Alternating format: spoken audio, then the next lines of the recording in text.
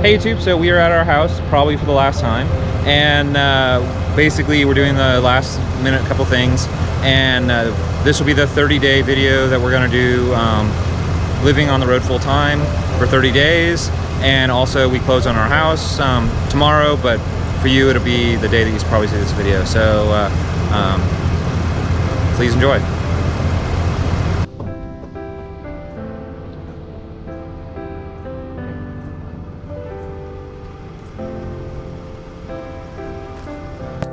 The first question we always hear is, how long did it take for us to sell our house?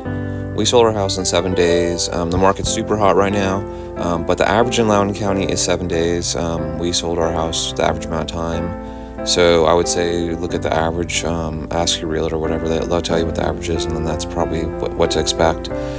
We did get what we were asking for on our house. That's that second question everybody always asks us. We had a cash offer, as well as a couple other offers that all showed up on the same day, and we accepted the cash offer, so there was no contingencies on loans or moving out of another house or any of that kind of stuff.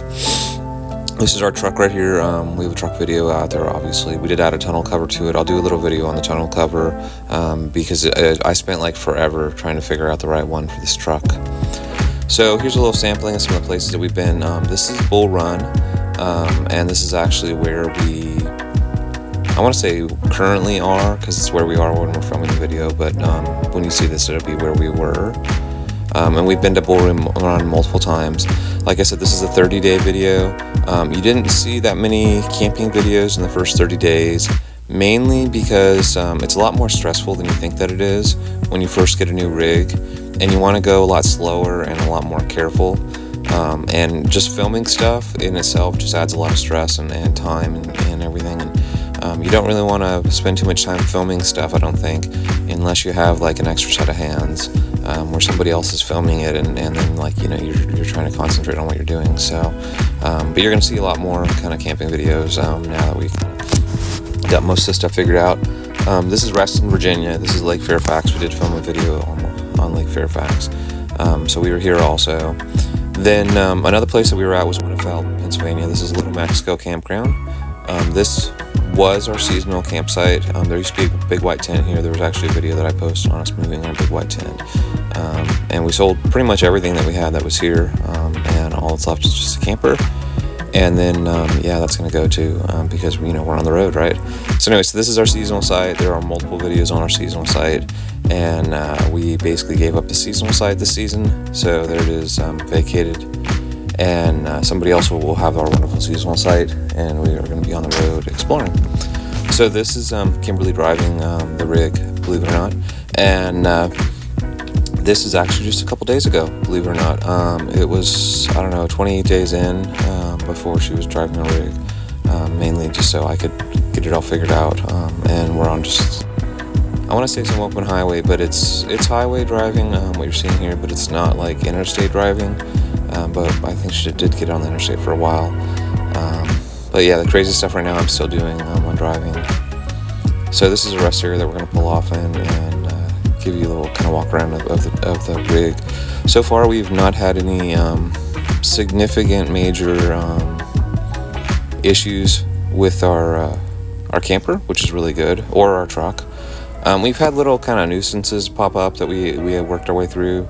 The biggest nuisance was the electric water heater wasn't turning on, and we called Alliance, and like almost immediately I spoke to Jim, one of the main guys at Alliance, if you follow the forums, and it took like a whole whopping 30 seconds to just determine there's a little black switch on the water heater that you have to hit to flip to get it so the inside switch works.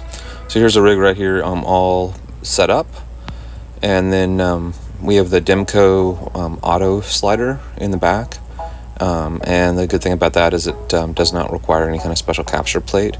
The little arms on the side are the capture plate, so it automatically moves as you drive and make turns and stuff. So that's helpful. The other one is a pull right. They're both kind of good rigs. There's a Flag Buddy, that little kind of round thing. I did a video on the Flag Buddy back there. So you can have a humongous flagpole. I got a new e-bike. The e-bike is in the back compartment. It folds. I'll do a video on the e-bike. I've got a bunch of footage from different places I've gone with the e-bike already. That's what I've been kind of doing in my spare time, taking my bike out a lot. The truck does good. We did a bunch of ridiculous turning and stuff with it to get into the seasonal site, but once again, I don't really like the idea of pulling the camera out during stressful situations, because it just usually makes things even weirder, especially with other people. They don't understand the fact that, like, you have to go twice as slow to record everything. That'll give you an idea of size. You can see some of the semis are out there. That one there is humongous. We're not really lined up with them perfectly, so you don't really get perspective. We're 40 feet long, the camper, and then the front of the rig is, I don't know, another 10 or 15 feet in front of it for the truck. So, I mean, we're close to 50 feet long, and we're, I think, 13 feet 8 inches in height, and then 110 inches wide, which I think is basically the maximum height and the maximum width that you can be on the road without having, like, oversized flags. From my understanding, most of the bridges are 14 feet minimum in height, so that leaves like 4 inches basically between the top of our air conditioners, assuming that the truck is level. That's a big assumption. Assuming the truck is level and you're not like going over a hill or anything, there's 4 inches of clearance between the camper and the minimum height on bridges and stuff like that. So driving it around hasn't been bad at all. The truck's been doing like really great getting us around. I did ask Kimberly a question the first time she was driving, and I'm like, so can you tell that the trailer's back there? Because, everybody always says that they can't tell the trailer's back there because the truck is so well. And she's like, of course I can tell the trailer's back there. But honestly, I mean, after I've been driving like for an hour or two, it's not that bad, the trailer being back there. It's not that bad at all. I mean, the truck does a lot of the stuff for you, like, because it has like the engine braking and the exhaust brake and the air suspension and adaptive cruise control and lane guidance. It has all this stuff. You still have to drive, and there's still like interesting things. So this is one of the interesting things that we had to do. I had to do it twice. I had to do it going up to Winnefeld. I had to do it coming back to Virginia, and you probably just saw the little indicator right there on that sign.